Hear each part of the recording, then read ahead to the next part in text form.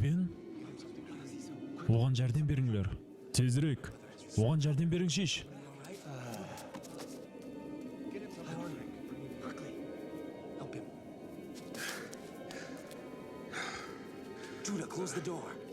Есікті жап.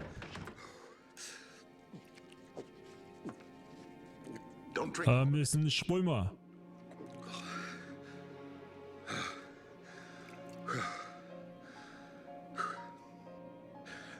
Әкеміз дұрыс айтыпты. Мысырда дан бар екен. Естің бе? Тура екен, Құдайға шүкір. Тыныш. Мен дан тиелген каруанды ұшыраттым. Айтуларынша Мысырда сату үшін және бар екен. Таңқаларлық жағдай. Әмме жерде ашлық болса да, Мысыр гүллеп жайнап атырыпты. Яқ, әммегап олардың басқарушысында. Ол 7 жыл бұрын бұл ашлық хақында көрініс көрген. 7 жыл? Жыллар давамында ол дәнілерді жинаған. Ал енді болса, басқаша қылып айтқанда, періште сияқлы мұқтажыларға сатып атыр. Кім болуына қатты нәзір. Ол біздерге Құдай тарапынан жіберілген құтқарушы.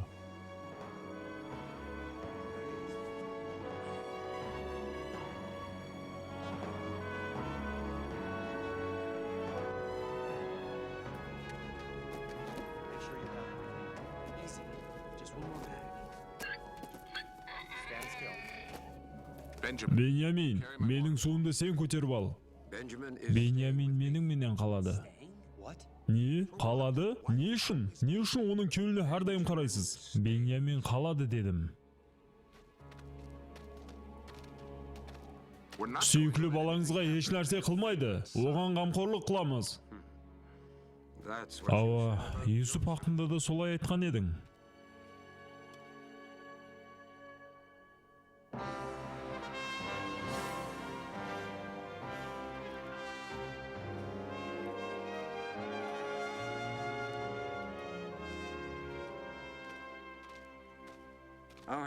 Біздердің халқымыз жүде аш. Қалеген құныңызды төлейміз. Сатып алған дәніңіз үшін мына пұлыңыз жетерлі. Біздер ешқашан сіздің сақилығыңызды ұмытпаймыз.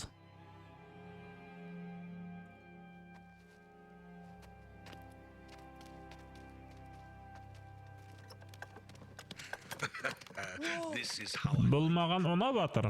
Басқа халқылар ашлық үшін күресі батыр. Ал Мысыр болса тастай беккем. Осындай пайты келгенде, құрметлі фараон, мен сізден бір нәрсе өтініш етпекшімен. Қалеген нәрсеңді сора. Әкемді көруге рұқсат берсеңіз. Юсуф. Міне 21 жыл өтіп кетті. Ол болса мені елі өлген деп ойлайды.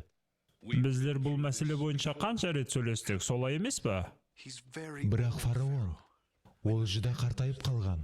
Ашаршылық өтіп кеткеннен соң, сенің дүнияның арғы шетіне баруыңа да рұқсат беремен. Бірақ қазір сен Мысырға қатты керексең. Мен сол сөзімде тұраман.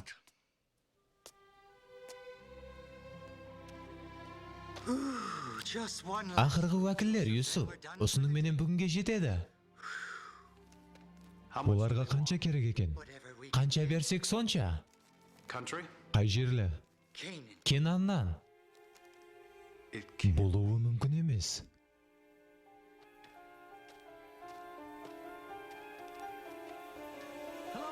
Сәлем ағаларым.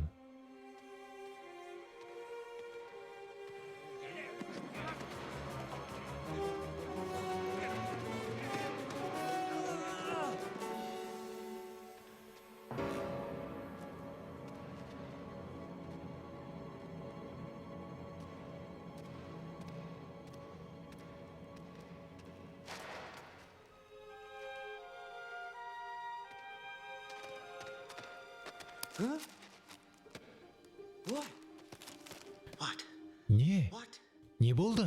Олар менің ағаларым.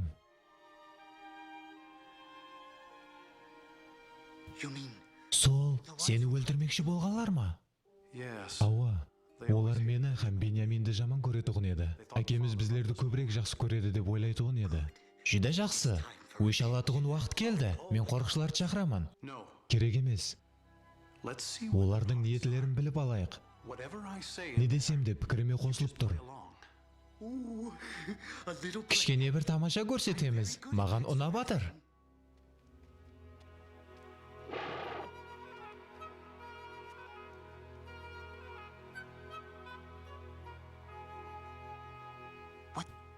Не, ол не қылып атыр? Солай етіп, сізлерге дән керек. Сіздің мейірімлі екеніңіз хақында афсаналар жүртті, қожайын. Соңғы уақытлары біздердің атрапымызда айғақшылар көбейіп кетті. Біздер айғақшылар емес, біз қожайын. Тексеріп көремен. Демек сізлер Кенан жерінен келдіңіз. Ауа, қожайын, біздер аға інілеріміз. Әммеңіз аға інілерсіз бе? Сену жүдә қиын. Дұрыс айтып атырмыз, қожайын. Біздер Яқыптың 12 ұлларымыз. Мен 10-ын санадым. 10-ын? Ауа, дұрыс. Ағам айтпақшы болған сөз, біздер 12 едік. Бірақ біреуі әкеміздің қасында қалды. Демек хаммесі тірі. Мырза? Бәрі жақсы. Басқа інің қане? Сен? Екінші ініңізге не болды? Бол тез. Жаңағы біздер оны сатып жібердік. Оны өлтірді. Ол өлді. Сақшылар. Оларды зынданға таслаң. Біздер айғақшылар емеспіз, қожайын. Біздердің айыбымыз жоқ. Бәрі бір өш алмақшымысыз? Не қыламыз? Асамыз ба? Жақсылап сабалаймыз ба? Яқ. Мен оларды сынап көремен. Мен оларды Беньяминді алып келуге мәжбүр қыламын. Ал сен болсаң оларға қамқорлық істеп ойынды дауам еттір. Енді маған айтың, олар жинаятшылар ма, ямаса мейман ба? Олар мейманлар. Біздің зынданда.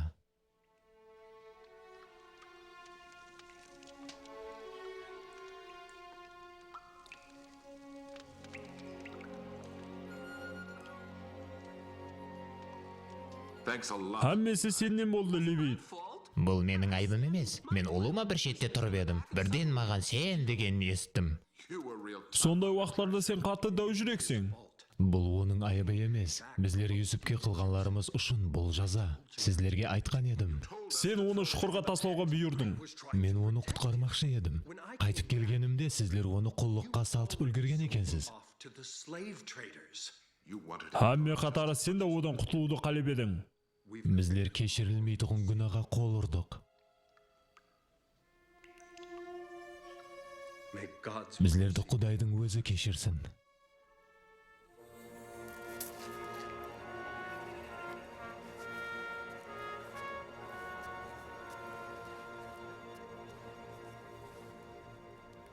Біріншіден, біздер ағаларыма дәнді өлшеп береміз. Әммесі таяр болғанын білгеннен кейін, оларды азат етеміз. Мен оларға 2 есе дән беруді қалеп атырсыз ба? Дұрыс. Өш алуды ұлыма білмейсіз, Юсуп. Мына олардың пұлы ма?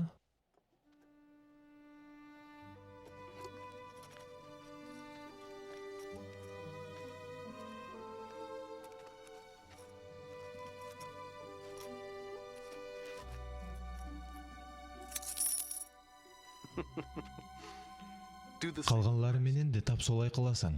Оларды құры қойып жіберетініңізге сенгім келмеген еді. Мен бұндай демедім. Барыңлар. Дәнлерді алып, өз жұртыңызға қайтып кетуіңіз мүмкін.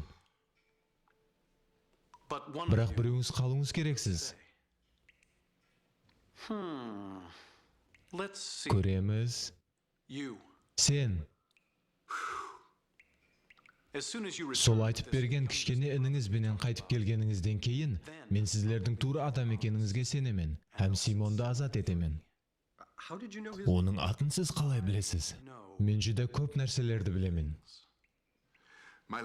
Мырза, біз сізге айтқанымыздай, Вениамин әкеміздің ең сүйіклі баласы. Оны біздерменен жібермейді. Жүдә жақсы. Егер ол әкесінің сүйіклі ұлы болса, соған жараса сізлер де оған қамқорлық қыласыз деп сенемен. Сондай емес пе?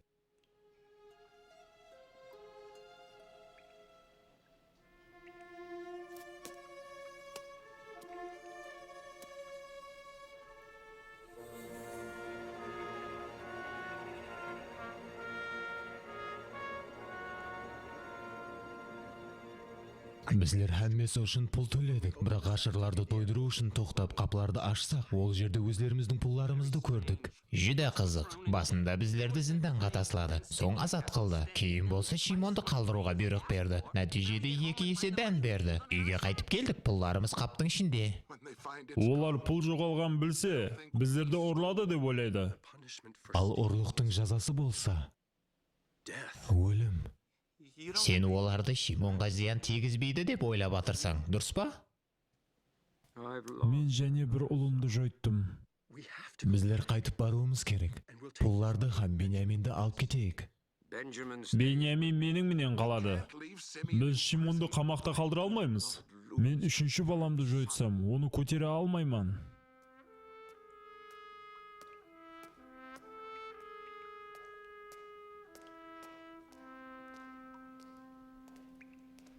Сенің ағаларың әлі қашан қайтып келу керек еді. Біздер айтып едік қо, әкеміз еш уақытта да Беньяминді қойып жібермейді. Беньямин дегенің айрықшаға ұқсайды. Әкеміз Юсуп пен оны басқаларға қарағанда көбірек жақсы көрер еді. Ол Юсуптың өлгені хақында естігенде, оның өмірінде оға да үлкен жоғалту болған еді. Ол бұл қайғыдан өлуіне аз қалды. Еледе бұл қайғыны жеңіпті. Бір нәрсе үшін болса да жасауға үміт бар. О, Юсуп, сен қайырде болсаң да, мені кешір. Кешір мені. Қалғанның һәммәсі міне ұсы. Әке, біздер қайтып баруымыз керек. Мәйлі, мен сізге сөз беремін.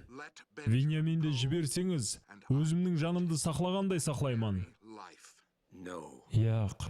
Егер біздер әзір-ақ жолға шықпасақ, онда һәммеміз өлеміз, әке.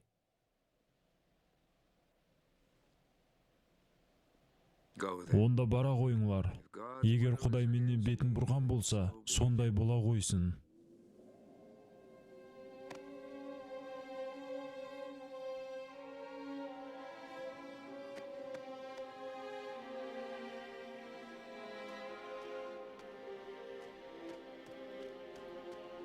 Құдайым, біздердің шаңырағымызды өзің сақлай көр.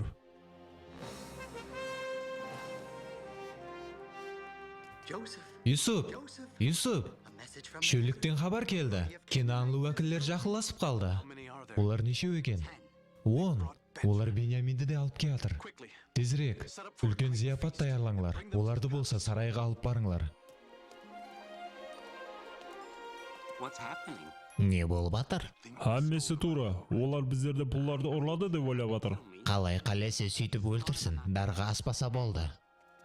Асу үшін біздерді сарайға алып бармайды ғой. Бәлкім біздерді құл қылар. Көріспегенімізге де көп болды. Біздер пулларды ұрламадық. Қайсы пуллар? Қаптағы пуллар. Олардың һәммесін алып келдік. Алдыңғыдан да көп. Олар ма? Біздерді құллыққа беріп жібермең. Олай болмайды. Басқарушы сіздер үшін қызық нәрсе ойлап қойыпты. Бұл жерде болып атырған уақияға қарағанда, біздерді құрметпен зияпатқа марат ететұғын құсайды.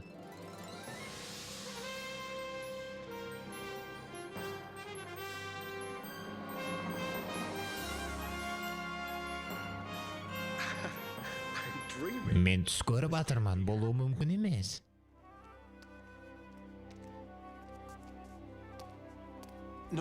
Яқ, ілтимас тұрыңлар. Пулларыңызды да алың. Бұл жерде сіздер қонақсыз. Жолыңыз қауіпсіз болды деп үміт етемін. Тап сондай. Әкеңіздің жағдайы жақсы ма? Жақсы.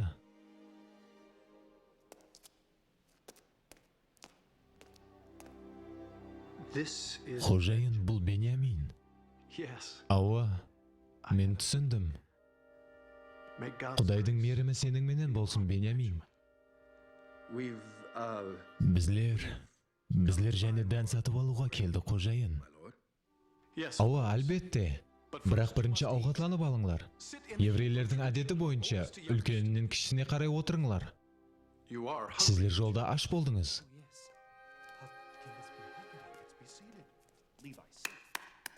Бірінші Беньяминге қызмет көрсетіңлер. Оған көбірек ауқат берің. Әкесінің үйінде ең сүйіклісі болғанындай, менің үйімде де сондай бола қойсын.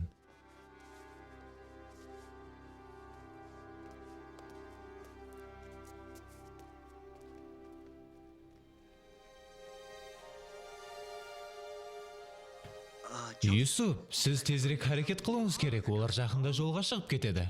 Ямин, егер ағаларым сол мені сатып жіберген күнін және басынан өткерсе, олар басқаша жол тұтқан болар ма еді? Сен қалай ойлайсың? Әзір бос кәплер айтатұғын уақыт емес деп ойлаймын. Оларға сондай имканият жаратып бермекшімен. Сіз Мысыр хәкімісіз, олар сізді шұқырға да таслай алмайды, құллыққа да сатып жібере алмайды. Мені емес, Беньяминді құллыққа сатып жіберуді уәде беремен. Көреміз, олар не дер екен. Маған жақсылап құлақ сал, олар кетпесінен алдын күміс ыдысты салып қой.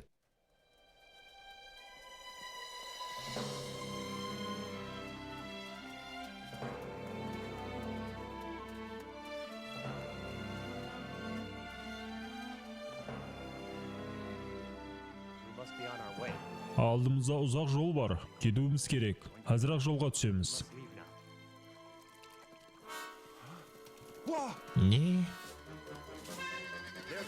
Әне олар. Әмме тоқтасын. Яқ. Сізлерге қылған әмме жақсылықлары үшін хәкімге көрсеткен міннедаршылығыңыз осы ма? Әне, басыланды. Қожайынның үйінен күміс ыдыс жоғалған. Бұны сізлердің біреуіңіз алғаныңызды білеміз. Білер едім. Осылай таусылатұғынын білетұғын едім. Әне айтыңлар. Біздер еш нәрсе алмадық. Келіңлер, қапларды тексереміз. Егер ыдысты тапсаңыз, онда қаптың иесі өледі. Ал қалғанлар болса сіздерге құл болады. Разымсызлар?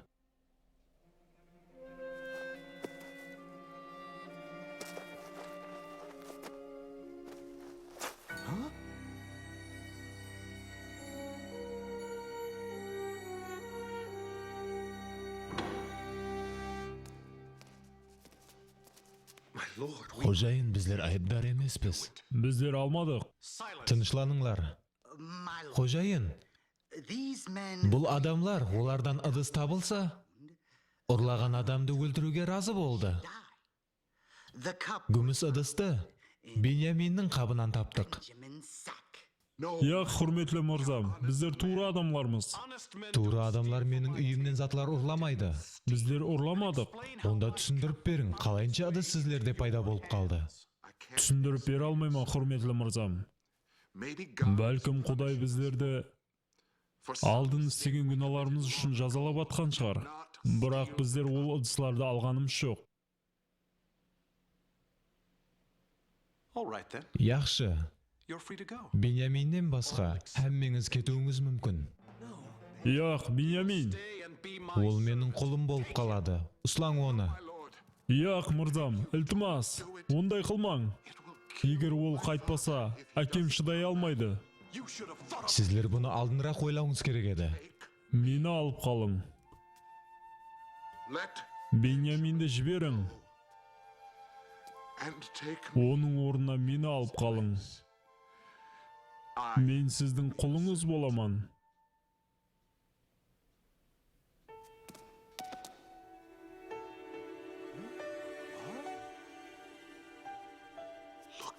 Маған қараң, аға.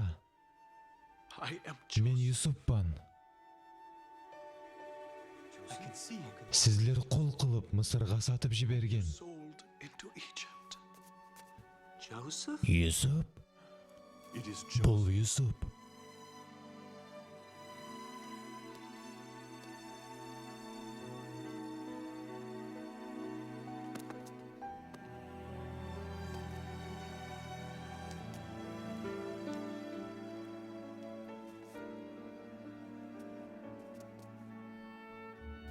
Мені кешір, Юсуп. Әммемізді кешір. Керек емес. Әммесін көріп тұрппан. Құдай мені Мысырға жіберді. Әм біздер әммеміз ашлықтан құтылып қалдық. Жүріңлер. Құдай мен үшін не істегенін сіздерге көрсетемен.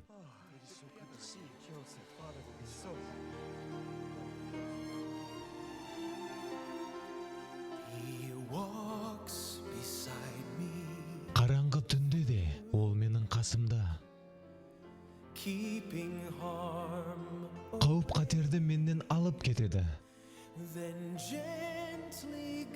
Жүдө ажайып караматлар менен үйіме мүлайым жол көрсетеді.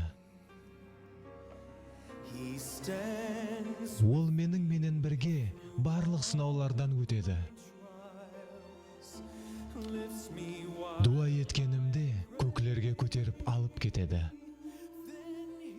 Жүдө ажайып караматлар менен ол мені құтқарады.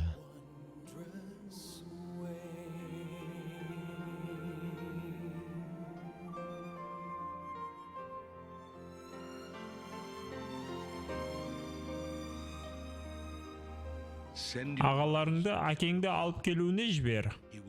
Ол бұл жерде тыныштықта һәм тоқшылықта жасайды.